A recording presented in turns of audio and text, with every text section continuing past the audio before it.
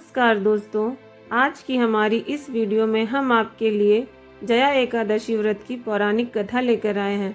एक समय भगवान श्री कृष्ण और युधिष्ठिर महाराज के बीच अत्यंत महत्वपूर्ण संवाद हो रहा था। धर्मराज युधिष्ठिर बोले, हे भगवान, अपने माघ मास के कृष्ण पक्ष की षटतिला एकादशी का अत्यंत सुंदर वर्णन किया। अब आप कृपा करके माघ शुक्ल पक्ष की एकादशी का वर्णन कीजिए। इसका क्या नाम है, इसकी व्रत की क्या विधि है और इस व्रत में किस देवता को पूजा जाता है। भगवान श्री कृष्ण कहते हैं, हे राजन, इस एकादशी का नाम जया एकादशी है। इसका व्रत करने से मनुष्य ब्रह्म हत्या आदि पापों से छूटकर मोक्ष को प्राप्त होता है तथा इसके प्रभाव से भूत पिशाच आदि योनियों से मुक्त हो जाता है। इस व्रत को विधि पूर्वक करना चाहिए। अब मैं आपको पद्म पुराण में वर्णित इसकी महिमा की एक कथा सुनाता हूँ, ध्यान पूर्वक सुनिए। कई वर्षों पूर्व स्वर्ग लोक में राजा इंद्र राज्य करते थे। उनके लोकों में सभी देवगण प्रसन्न रहते थे। पारिजात पुष्पों से लदे नंदन वन में एक दिन देवराज इंद्र सोमरस का पान कर रहे थे। अप्सराएं उन्हें प्रसन्न करते हुए नृत्य प्रस्तुत कर रही थी और कई गायक सुंदर संगीत प्रस्तुत कर रहे थे।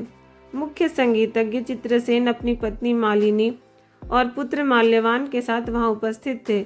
वहां एक पुष्पवती नाम की अप्सरा भी थी जो माल्यवान की तरफ आकर्षित हो गई।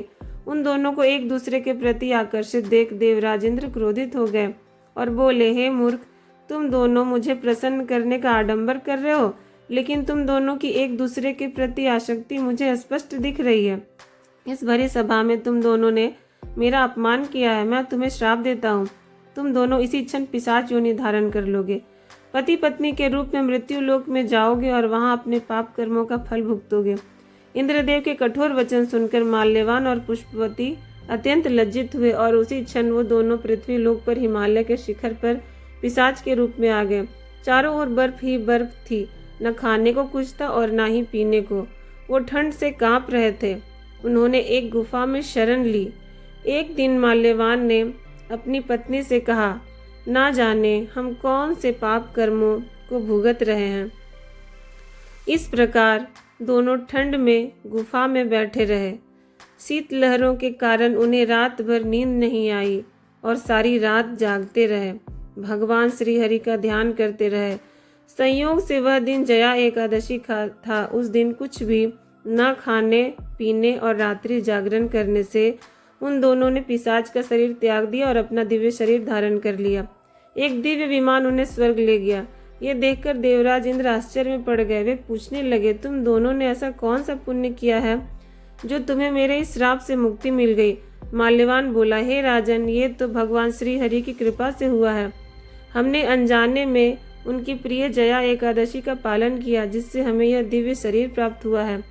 यह सुन इंद्रदेव बोले, श्री हरि की भक्तिमय सेवा से मैं तुम्हें स्वर्ग में पुनः स्थान प्रदान करता हूँ। इसलिए मनुष्यों को इस परम कल्याणकारी जया एकादशी का निष्ठा और श्रद्धा पूर्वक पालन करना चाहिए। इस दिन किया गया उपवास जीवात्मा को वैकुंठ की प्राप्ति करवाता है। जो भी व्यक्ति इस कथा का श्रवण या पठन करते हैं, उन्हें अग्निष्ठोम यज्ञ का फल प्राप्त होता है। जय श्री हरि विष्णु।